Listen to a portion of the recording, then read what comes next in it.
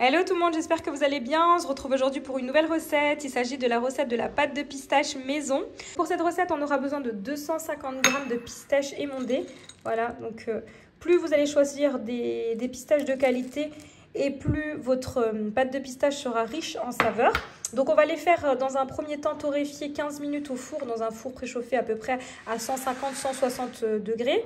Ensuite ici j'ai 40 g d'eau, j'ai 60 g de poudre d'amande. Facultatif, vous pouvez venir mettre une goutte d'arôme d'amande amère. On aura besoin également d'une cuillère à soupe d'huile neutre. Donc là, ici, c'est de l'huile de tournesol. Vous pouvez utiliser de l'huile de noisette. Vous pouvez utiliser de l'huile de colza, peu importe. Et ici, j'ai 125 g de sucre. Voilà, première étape. Donc ici, sur une plaque recouverte de papier sulfurisé, je viens mettre donc mes 250 g de pistaches émondées non salées. Et c'est parti, j'enfourne donc dans mon four chaud, 150-160 degrés approximativement, entre 10 et 15 minutes en fonction de la coloration. Bon, pour la suite, on va préparer le sirop. Donc ici, j'ai mes 125 g de sucre avec 40 g d'eau. Je vais allumer mon feu sur un feu moyen et à l'aide d'un thermomètre, je vais mesurer la température jusqu'à ce qu'on atteigne 121-122 degrés maximum. Donc pour les personnes qui souhaitent pâtisser, je vous recommande fortement d'avoir un thermomètre. Donc ça pourra vous aider dans pas mal de préparations.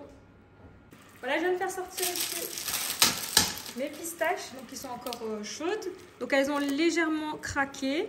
Donc là on sent bien l'odeur soutenue de la pistache. Donc ça va réveiller vraiment toutes les arômes de la pistache, le fait de les passer quelques instants au four. Donc là j'attends tranquillement que mon sirop atteigne 121-122 degrés. Ensuite je verserai les pistaches directement dans le sirop. On va mélanger quelques instants, le temps que nos pistaches cristallisent avec le sucre. Et c'est à ce moment-là qu'on arrêtera l'étape. Voilà, on a atteint la température. Donc là, je verse les pistaches dans ma casserole. Donc elles vont très vite cristalliser. Donc, je mélange à l'aide d'une maryse.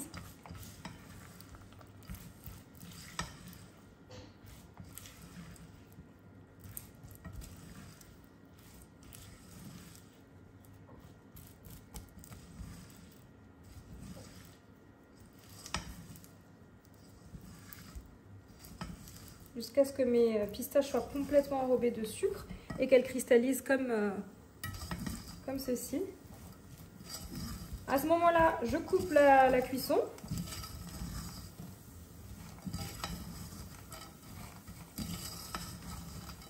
Et on passe à l'étape suivante.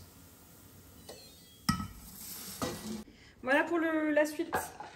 Ici, dans la cuve d'un robot, je viens donc mettre mes pistaches cristallisées. Voilà pour la suite, on vient rajouter notre poudre d'amande. Ensuite, on vient rajouter une goutte d'arôme d'amande amère. Alors, ça reste facultatif, pardon. Voilà, j'en ai mis très peu.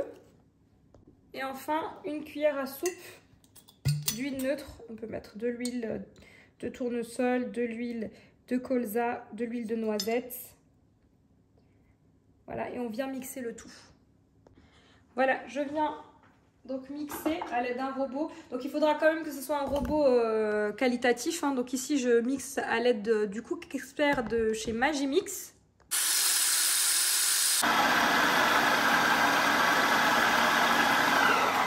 Alors n'hésitez pas à faire régulièrement des arrêts pour éviter de faire surchauffer votre robot.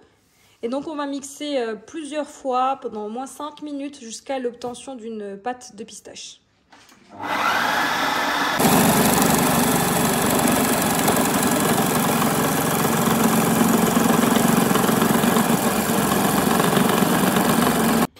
Voilà, donc j'ai mixé pendant plusieurs minutes.